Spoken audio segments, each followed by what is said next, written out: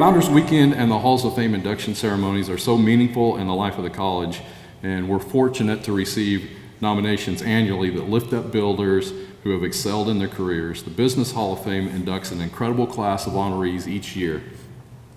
Our college and our graduates have an innate entrepreneurial spirit, two common traits of builders: ingenuity and work ethic. Unsurprisingly, these traits serve our graduates well in whatever enterprise they endeavor, but today we recognize two who are particularly good problem solvers. Two builders who have worked hard to climb to new stations in their career, and as they have reached new heights, they have both given back in countless ways so that others might also climb higher than they thought possible. We recognize graduates and ambassadors of the college and the Halls of Fame not only to honor them, but also to illustrate for all of us the possibility and opportunity that lays before each graduate of Southwestern College. As our students read your stories and see your faces in the hallways of Mossman, they are reminded of what is possible for builders. They can imagine what might lie ahead in their lives and careers. Those who are inducted into this Hall of Fame demonstrate the determination, leadership, and business acumen required to enjoy exceptional success. And maybe more importantly, they are people of good character, and we're proud to lift them up in honor and appreciation. Thank you for being here today with us, John, Thornton, and our friends, partners from RCB Bank. Congratulations on your well-earned honor. Thank you. Well, nobody took me up on the offer, to carry me up to 77. So I made it up here. It's part of the SC Health Plan, okay? So, yes, indeed. Well, before we begin the official induction ceremony, which we'll do in a minute, I thought it would be nice. Well, how would you like to meet some future inductees of the Hall of Fame? Yes. Very good. So I'm going to ask Director of Enactus, Ali Allen, to come up and introduce some munchkins to you, as well as the ever-popular, beloved Dr. Professor Kristen Petty. Okay, thank you, Kurt. As Kurt said, I am Ali Allen, and I am the Director of Enactus at Southwestern. I have been in this role for 2 years now. I started in 2020, so we've had a few challenges since then, but we have built an amazing team. I'm so proud of them. I have a very long-standing history with the college. I literally grew up on this campus. My dad taught here for 47 years, and so it's an honor to be here. And I'd like to introduce a few of our key people in Enactus. We have Josh Johnson, who is a project lead for us. Landon Tinsman, who is our vice president. Sydney Morris is our marketing VP, and then KP, we call her KP, but Kristen, Dr. Petty, she is our faculty advisor as well. So I'm gonna let them say a few things very briefly so you can kind of get an idea of what we've been up to. Hi guys, my name is Landon Tinsman. I'm the vice president. We have a lot of great projects with Enactus going on right now on campus, and Ali is setting us up really well to succeed, and we're learning a lot about how the business world operates in this club, and it's just a lot of fun to have this extra opportunity on campus. Thank you guys. Just briefly, if you don't know what Enactus is, just a snapshot view of what Enactus is. It's just a group on campus, and it's open to people of all majors, but it's housed in the business division. It's a super exciting way for us to give the students hands-on opportunities to get involved with the community and engage in projects that are beneficial to not only their growth, but also to local businesses, and shows them ways that they can give back in an entrepreneurial spirit. So that's just kind of gives you a little bit of a flavor of what we kind of focus on.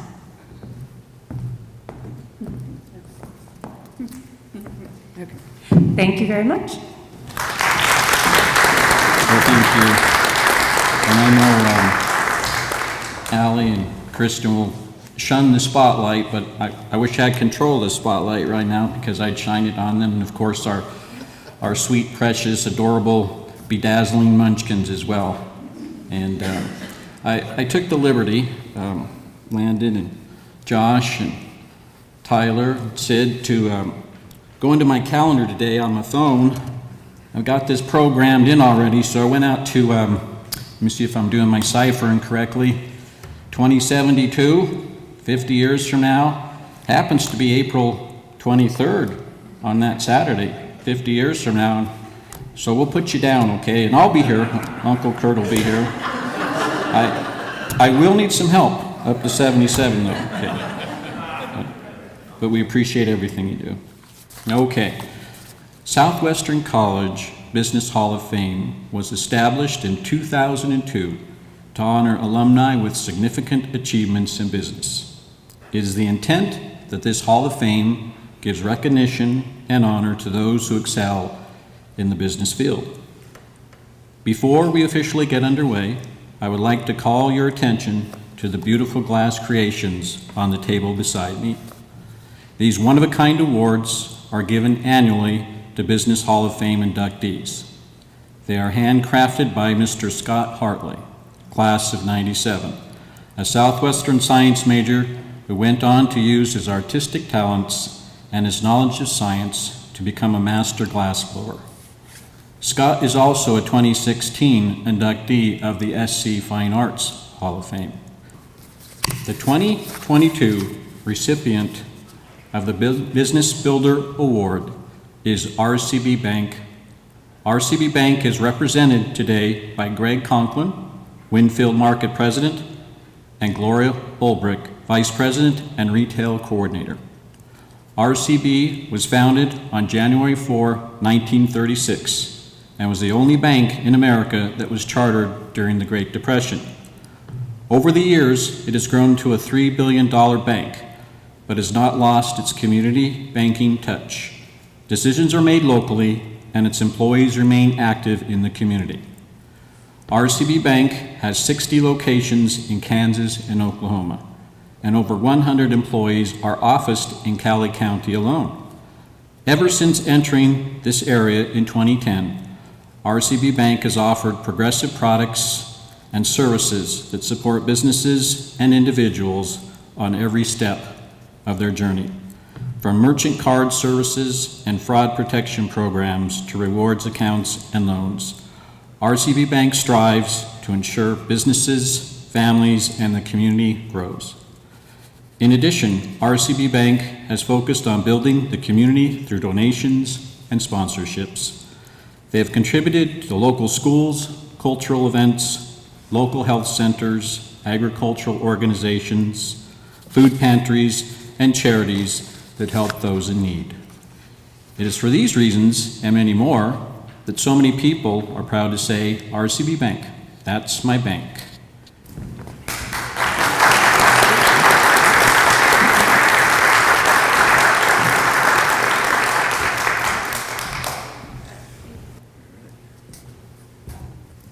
Good morning, everyone. It's a pleasure to be here. I've been with the bank here in town a little over 22 years, and it is a wonderful place to work. I'll tell a quick story about opening a bank in the middle of the Great Depression and how that occurred, because I think it's very key to understanding who we are today. In the middle of the Depression, a man by the name of L.S. Robson walked in. There's only one bank left in Claremore, Oklahoma. Every other bank went broke. And he needed to borrow some money. And he took into the bank a stack of bearer bonds, which a bearer bond is at face value, same as carrying cash. And they totaled $15,000. And he went in the president's office and he said, I need to borrow some money. And the president said, as any president would say during the Depression, do you have any collateral? And LS slid this stack of bearer bonds across the desk. The president thumbed through them and added them all up, the $15,000, and he said, sure, I'll make you a loan. I'll loan you $500. And he was dead serious. Well, LS thanked him for his time, gathered up his paperwork, walked out the front door of the bank, looked up and down the main street of Claremore, Oklahoma, and sat on a park bench for about a half an hour. And he told himself, if I'm going to grow my business and grow as a man, and this town and this community grow, we're going to have another bank. So he took his bearer bonds and he went and started talking to other gentlemen around the community. And a year later, they opened up the bank. And that first year, in the middle of depression, it made money. And it's made money every year since. You mentioned that our assets are $3 billion. Well, we've made a little more money. Actually, today we're $4.2 billion, and we continue to grow. I think the most important part about our bank is today my boss is Frank Robson, the son of L.S. Robson. And he runs that bank just like his dad did. We're a privately owned community bank.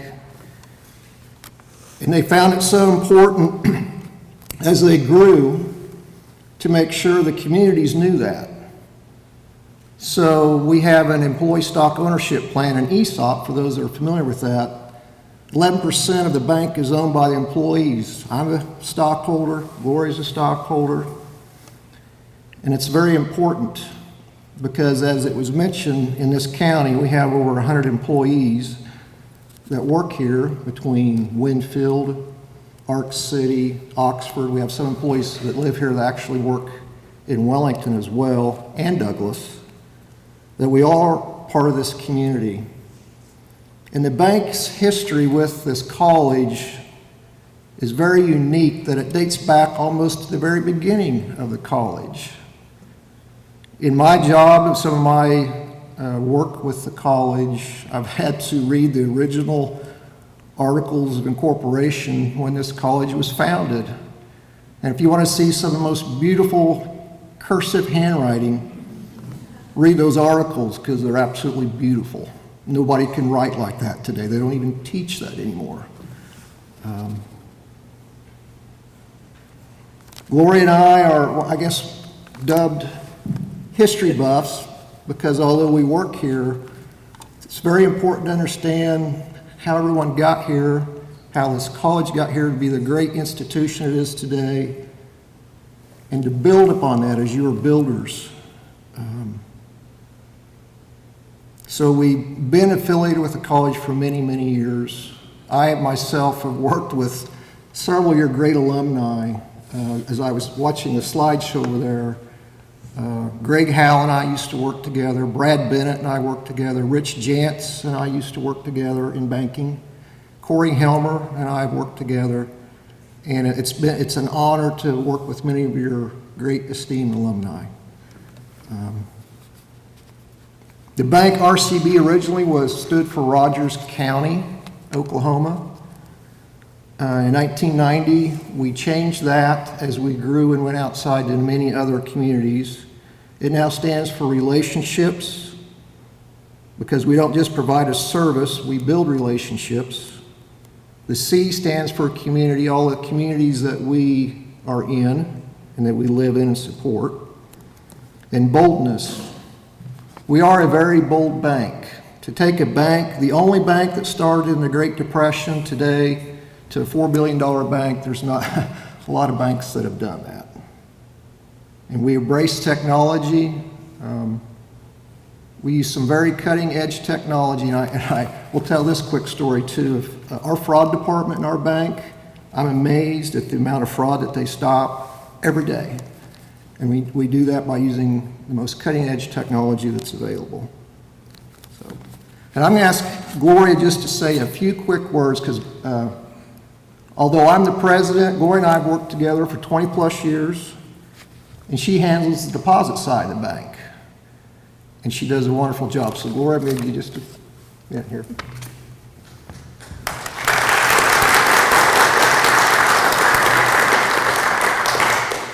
Well, Greg and I have a great partnership, but I feel like we also have a great partnership with the community. I enjoy giving back. I work with a lot of the events that we do, from jars of peanut butter stacked. We raised over 700 pounds of food for the food pantry. We've done peanut butter, we've done Relay for Life, we've just participated in so many events to give back. And I think being a part of a community, that is what we need to do and want to do. Our customers are our friends. I've been there 37 years. I started when it was First National Bank and worked with the Jarvis family. Went through the transition to Corner Bank in 1999. That was no change of ownership, just a change of name to go into new markets. And then with RCB Bank, we were acquired 6 years ago. And at first I was a little bit concerned. You know, I'd been a part of all this history. But I quickly learned that RCB Bank stands for a quality banking experience. They treat their employees well with the employee stock ownership plan, and they give back. We give back so much money, time, effort to the community, and I'm proud of that. And I want to thank you for this award. It means a lot, and we want to continue to grow our community and our relationship with Southwestern College. Thank you. Well, thank you so much, Greg and Gloria, and congratulations, and we appreciate everything you do for the college and for the community. And those were inspiring comments, but I came up with a clever idea, I think. You know, I'm going to put a question on my final exams. It's like all or nothing, like instant A in class. What does RCB stand for in RCB Bank? And see if they can nail it. So.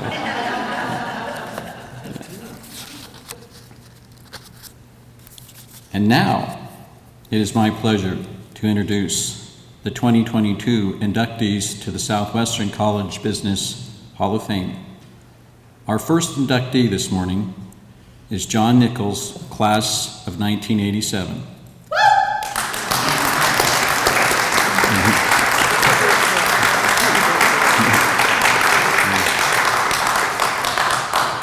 You're popular. A Winfield native, John graduated from Southwestern summa cum laude and made a career of implementing complex custom solutions in a variety of technical environments, primarily solving business problems through pragmatic application of emerging technologies. In 1988, John became the managing director at Accenture, a global IT consulting firm. During his time at Accenture, John led development of the statewide California child support system, successfully eliminating over $200 million per year in federal penalties. In December 2009, John led Accenture's turnaround of the CalPERS PSR project to a successful September 2011 system launch. Prior to taking over the CalPERS project, John led the overall delivery and quality assurance for Accenture's state and local government practice. In 2012, John left Accenture and became a founding partner at Encore Consulting, LLC, where they aspire to build the premier California-based public sector system integration consulting company. His key clients include California Franchise Tax Board, CalPERS, CalSTRS, California Department of Child Support, and the California Department of Health Care Services.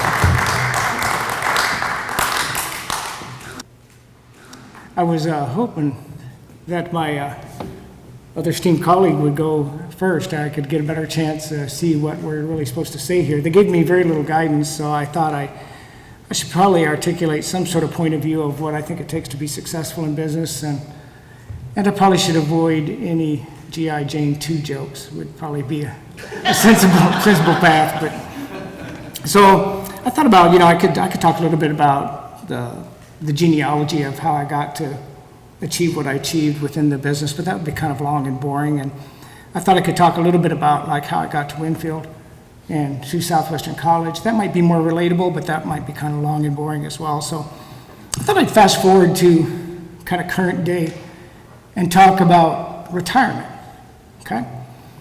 And in October 2021, after probably having about 40 years of fairly incredible health, I was training for another 100-miler. I was doing a couple 50-mile workouts, and Somehow, some way through a sequence of events, I got a virulent staph infection, got into my bloodstream, and I got to spend about 11 days in the hospital. And that was kind of it was dancing a little bit close to the edge, I guess, to speak. You know, it's kind of as the joke goes, I asked the doctor, you know, how much longer do I have? And the doctor says 10, and I say 10 months, 10 years, 9, 8, 7, 6, you know, but it was kind of serious enough that it did make you reflect on what you'd been doing, how you'd been doing it, how you know, how many more years do you want to work, 7 days a week, and all those different types of things. And then in February of this year, I'm kind of a fan of Tom Brady, and he kind of announced his retirement. And you know, he says if you're unable to put 110% into what you're doing, you're going to fail. And if you're unable to make that commitment, you should retire. And I thought about it, and I thought, you know, how much longer should I do this? And I figure, I can do this another 20 years. I think I could do this another 20 years. You'd think after going through that, you might think you'd spend a little less time at the office. I'll probably spend more. I kind of just reaffirmed in my own mind that, you know, if you're a musician and you can still play, you ought to be on that stage. And if you're an athlete and you can still perform at a high level, you ought to be in the arena, you know. I watched Charles Barkley do an interview with Samuel L. Jackson. Anybody remember Sam Jackson, Pulp Fiction, Avengers, my personal favorite, Snakes on a Plane? You know, and he is in the Guinness Book of World Records as being the highest grossing actor of all time. And Charles was kind of surprised at that. I go, you know, Samuel, how did you pull that off? He says, I just work all the time. He says, there's something right about people who work, and there's something wrong about people who don't work. So, you know, he's 73 years old. He's still going at it. There's still hope for Snakes on a Plane 2.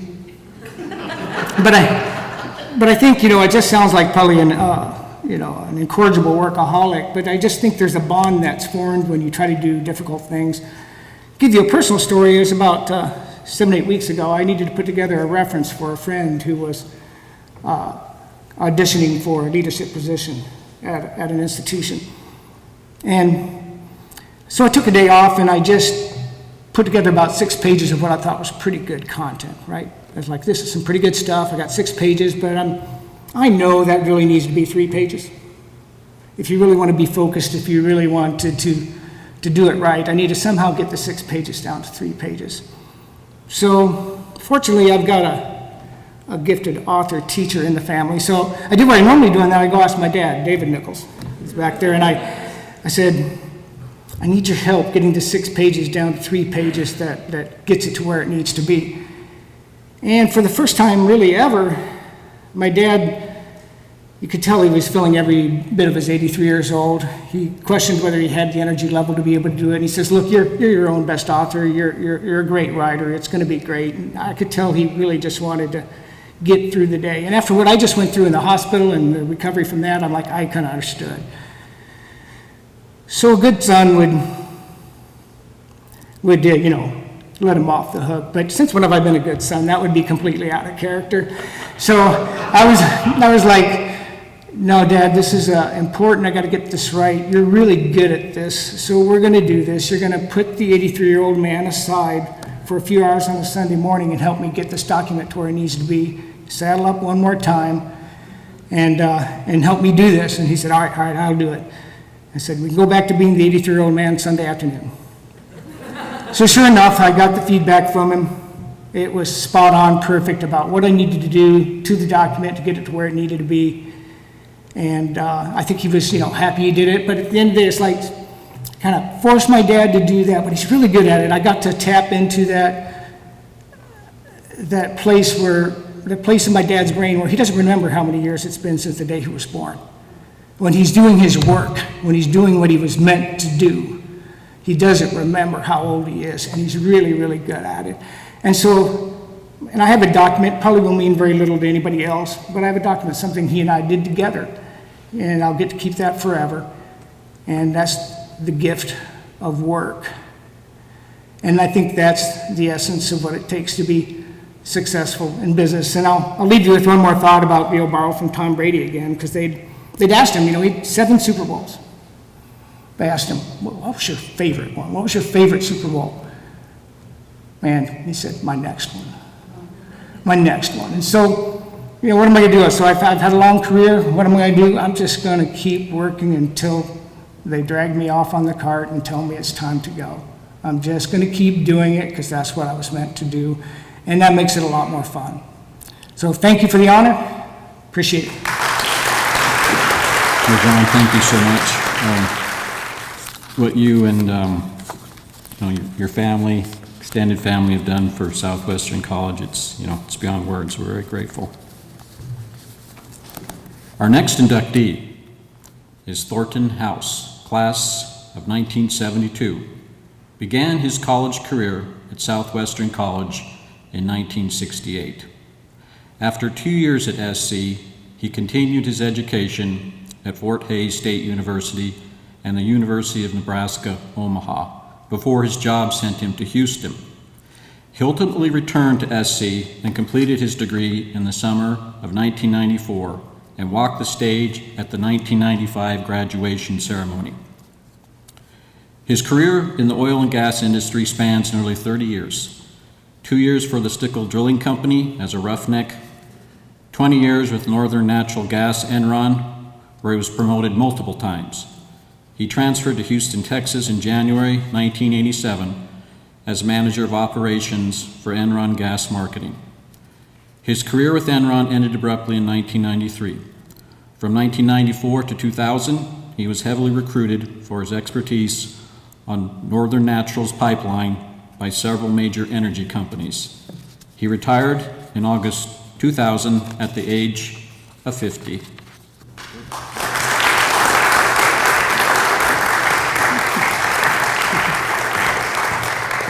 We'll see if you applaud later.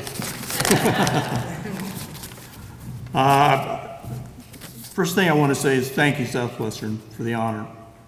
After being notified, I took time to look at some of the past honorees, and luckily I saw a lot of my class of 1972, plus some of the ones that graduated before me, and several that graduated under.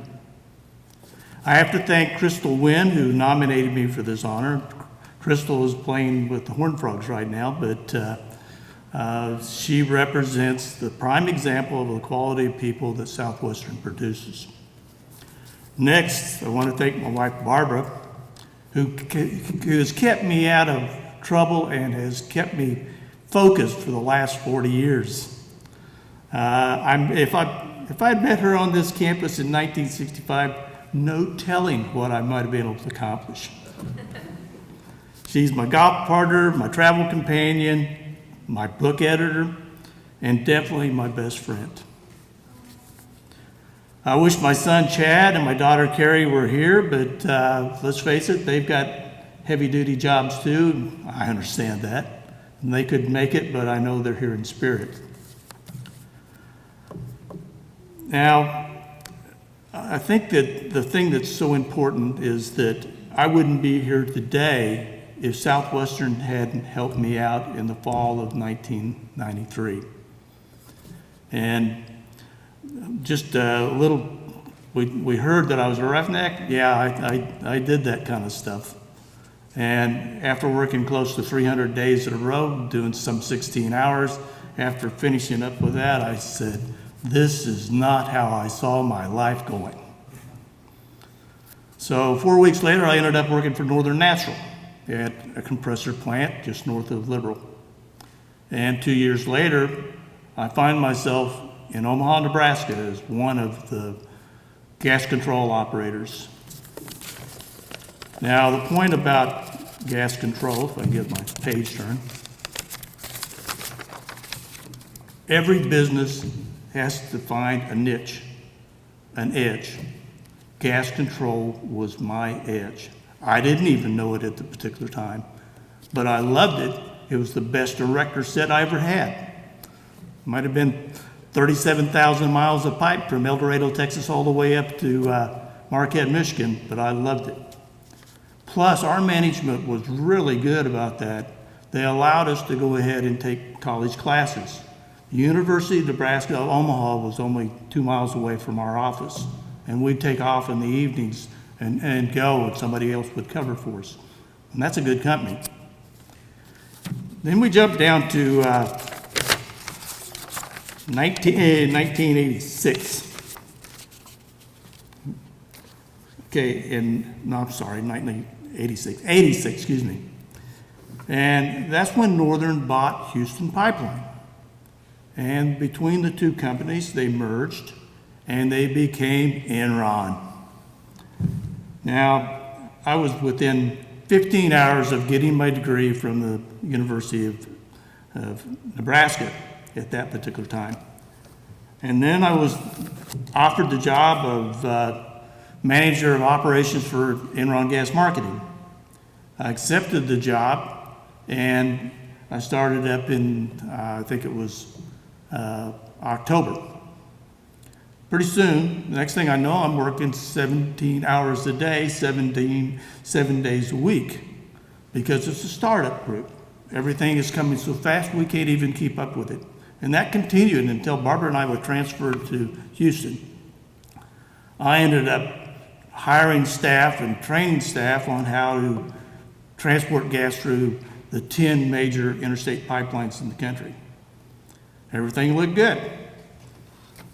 And in 1992, we were the most well-recognized company in the business. And basically, we were respectable at that time, let me put it that way. And I was proud of the staff that we had. I was proud of working for the company and everything. You know what happened. But in 1993, something else happened. I hit a milestone. I had 20 years with the company. And I was working at a different job. I was the manager of transportation and exchange, where we were negotiating long-term contracts. And then all of a sudden, my boss comes up to me and told me that my job had been eliminated. I was 43 years old. I had one kid in college and about to have the second one in college, and it was a tough road. And the toughest thing I had to do was go back and tell Barbara that I was out of work. So after about 5 months and 2 interviews, I really thought, wow, I'm not as well known in this industry as what I thought, because I thought I had a good reputation. So I told Barbara, I said, okay, I think I'm going to Omaha to see if I can't finish up those last 15 hours. So I started going after all my transcripts. And all of a sudden, I get a phone call from some guy by the name of Dave Nichols. Now, Dave says, I see that you're asking for your transcripts. What are you going to do with that? And I explained what my story was. And he said, you know, Southwestern might be able to help you out on that. He said, let me see what I can do. About 3 or 4 weeks later, he called me back. He gave me the proposal, set it up so that I would start taking classes in January of 1994. It sounded good. I said, yeah, okay, let's do that. And he says, you did plan on taking this correspondence. Well, I'd already planned on getting a place up here. So, oh yeah, Dave, that's exactly what I had in mind. So, about 3 weeks later, I had 2 job offers, one in Iowa and one in Midland. I took the job in Midland, working for a guy that I had hired 4 years before. It was an interesting interview. But in January, I started buying and selling natural gas on Northern Natural System. And I'd go home and I'd study till the late hours until I couldn't keep my eyes open. And this continued until we were into July. And that's when Dave called me back and told me that I'd completed all of my requirements. And then he said, do you want us to send you the diplomas? No! I want to walk across that stage. I want to know this is real. This has got to be the time. So, in May of 1995, I walked across the stage with Barbara, my son Chad, my daughter Carrie, and my mother in the balcony watching. And I saw one good-looking face in Roger Moon that I had known for many years.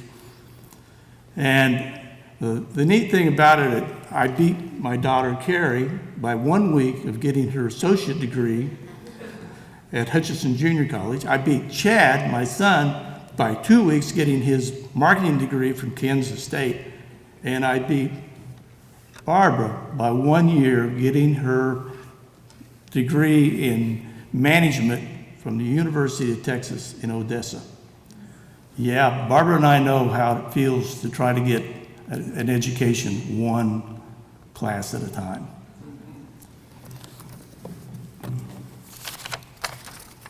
So after that, it seemed like everything just kind of came together.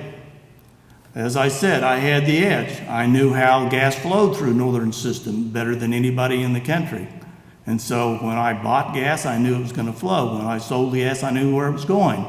And for the next 5 years, I had people coming to me and they'd look at my resume and throw money at me. And I would take it. This went on until 95.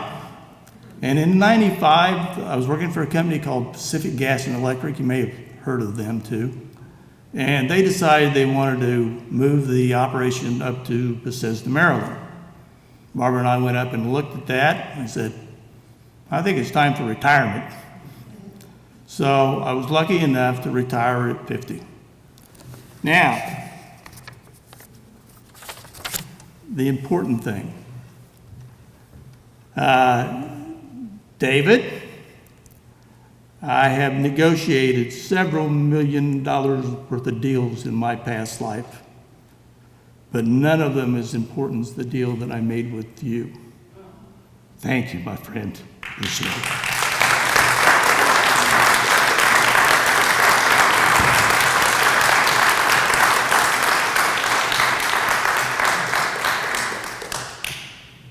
The degree never changed who I was.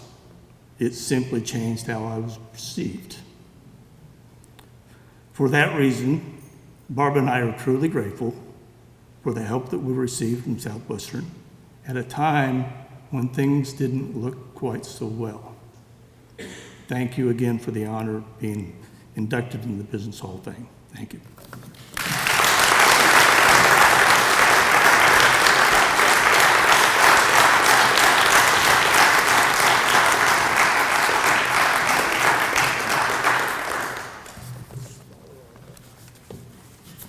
Well, thank you, Thornton. Congratulations again. Thank you for everything that you do and continue to do. We appreciate it. And I know it must be said now, because I know it's on your mind. The house is in the house.